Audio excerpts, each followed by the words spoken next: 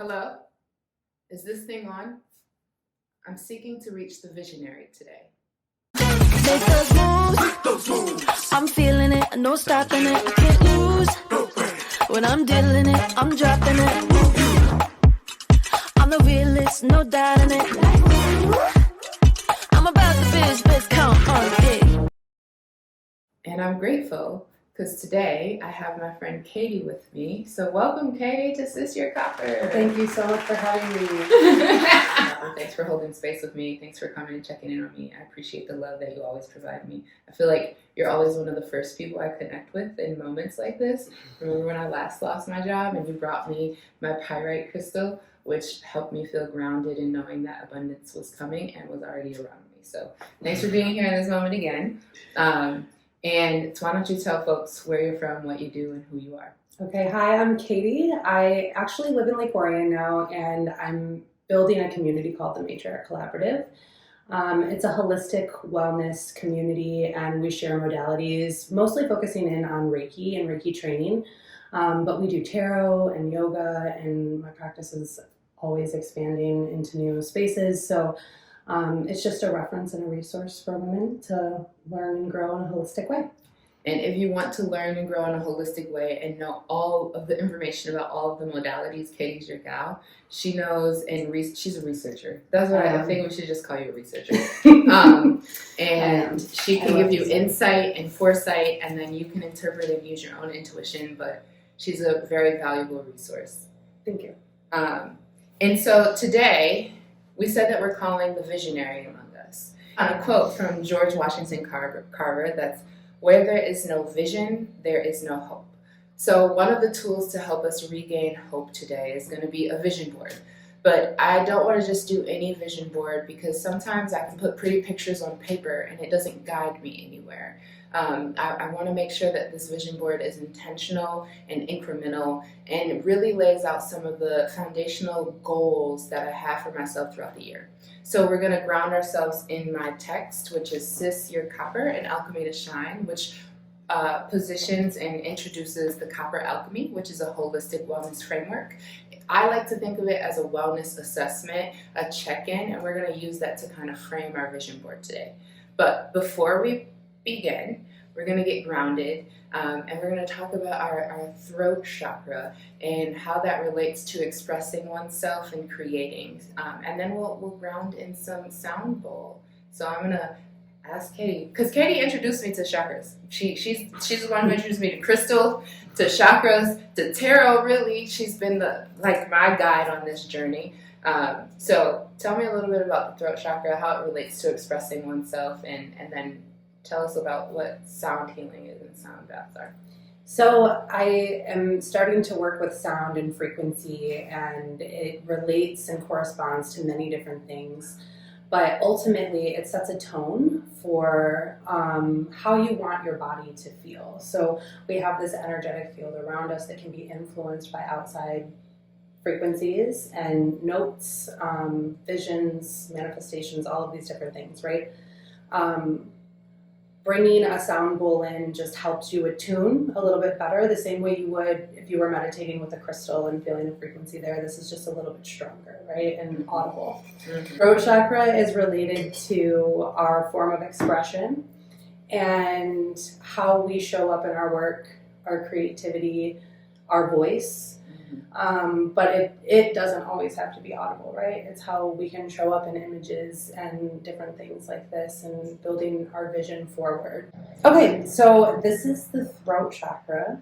And so this is actually going to open us up. So where if we were playing with the root sound, we would be grounding in. This is actually opening us up to understanding where we're feeling the most expressive. So before you go into a sound bowl healing or working with one particular sound, you can set an intention and something that's expressive or makes you feel like your most authentic self.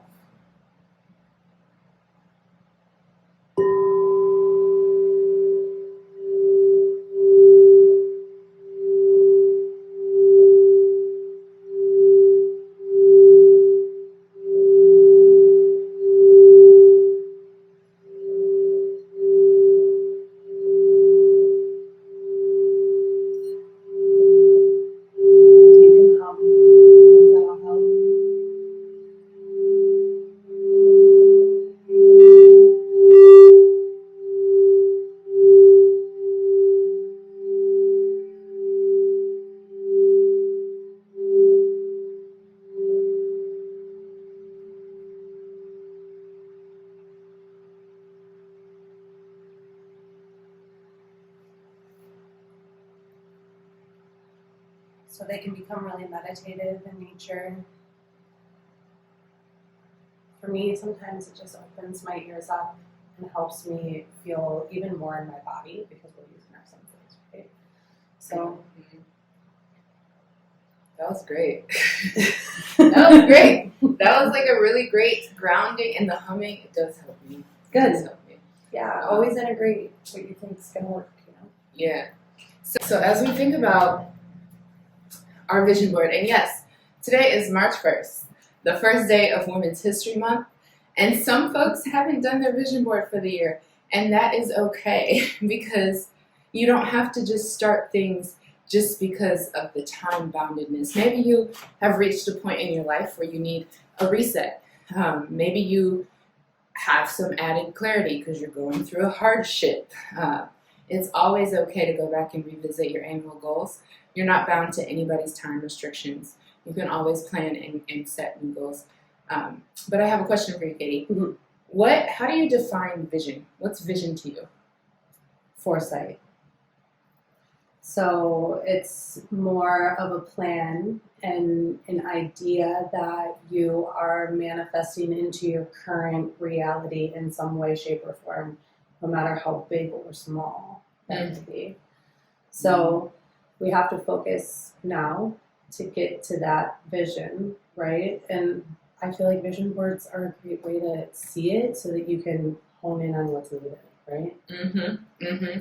Yeah, and I'd say that like vision for me, I love that, like foresight and understanding how to manifest into your current reality what you would desire for your long haul. For me, it's also recognizing the direction forward. So it's like a map. And I think that you can have vision for every aspect of your life, whether it's I'm starting a new business or initiative, or I'm leading a nonprofit community impact work group, or I want to get my physical wellness in order and I want to start lifting heavy so that I can tighten up in tone, right? You have to be able to see. It is that seeing in order to have the direction to where you want to be. And I think that sometimes I'm called to lead a lot of organizations, and it requires me to come up with vision out of nothing, and never nothing really. Like then that's where you have to think about how to bring in some assessments and how you can get feedback and things to set the vision forward. So I want to know, who do you think possesses vision? That's a great question. I might have to think about that. I think we all possess it, right? We all have it. It's just a matter of how in alignment we are with what that vision is in the moment. Like that's a huge part of it, is knowing that what you're doing right now and its contribution, even if that's rest, right? Like that's like a huge part of it. And like so much of what's talked about, we need to make sure that we create space for expansion, and seeing the vision just kind of gives you opportunity to see how big it can actually be. And then your nervous system has to be like, all right, now how do we get there? You know? So you have to kind of give your body time to catch up to the big vision you're saying that a vision can be really big, and it can also be something really small and tangible or feel that way, but your body, your mind, and your behaviors, probably, if you're walking in alignment with that, have to align there.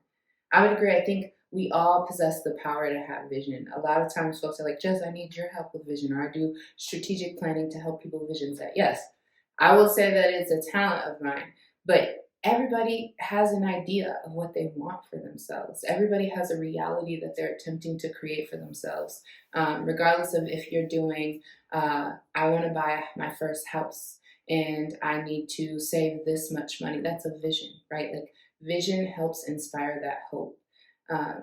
And today we're going to ground in some of our visions for ourselves and the realities that we want to create with ourselves using a vision board. And I like to say a vision board is a map or a tool to decipher your vision. It can take really big things and make them incremental and smaller. And I think sometimes we make the mistake of starting our vision board and clipping out beautiful pictures on magazines without actually thinking about what it represents and how we're going to get there.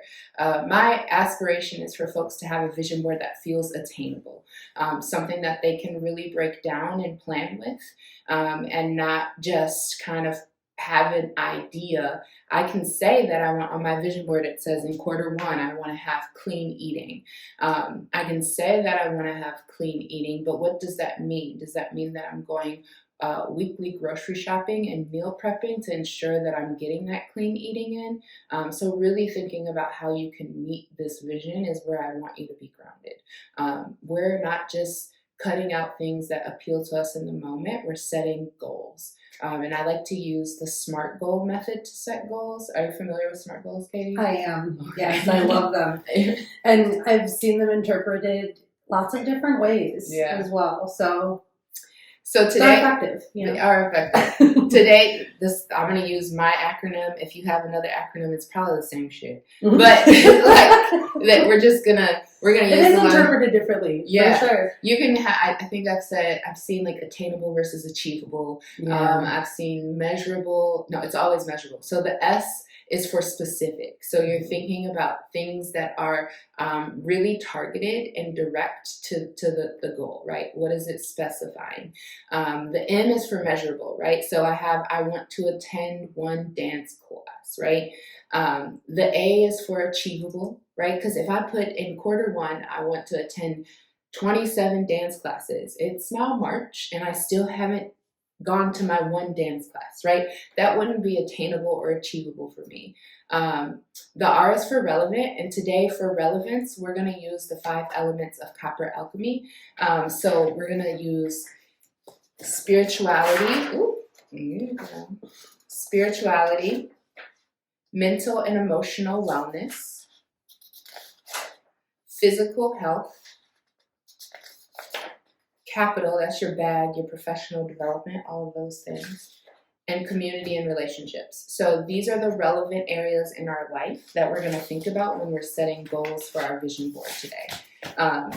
So to start, I don't even have folks cut out anything, because to start, you don't need to cut anything out because you don't have the clarity yet. You don't have the details.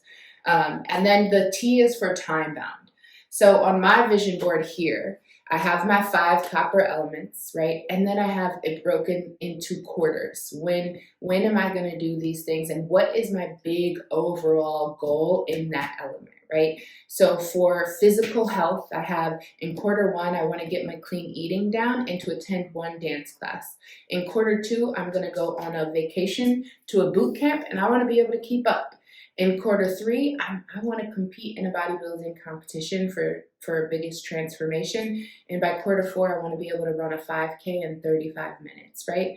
My big goal around my physical expression this year is to grow my hair out. I cut it off and I want to see how much it can grow. But maybe not, because I kind of like it short as well.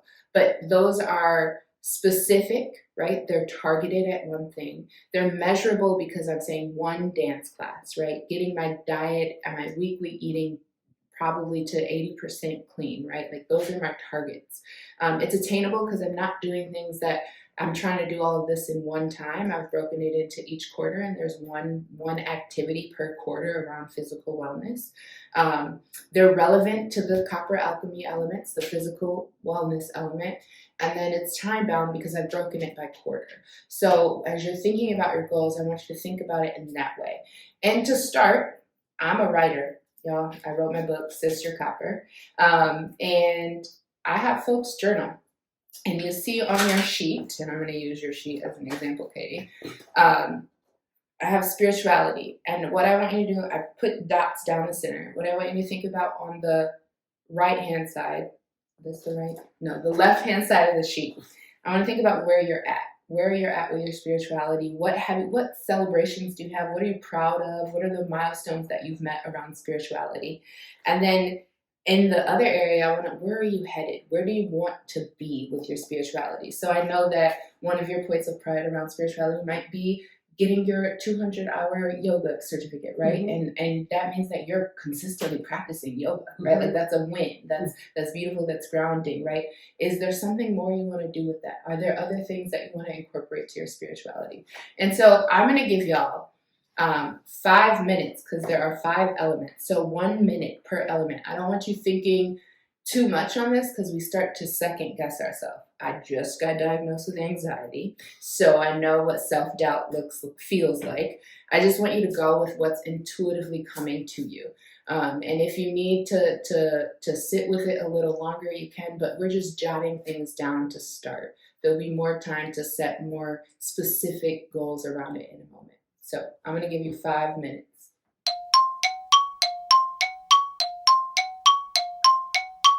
So this was a mind map of your goals, right? Mm-hmm. And so then now that you have that, we can keep going deeper and identify. If we had magazines and clippings, we'd take a board next, and I'd have you write these into SMART goals and think about by when you want to achieve those things, and really start to map it out similar to the way that I have on my vision board, which has all my quarter goals.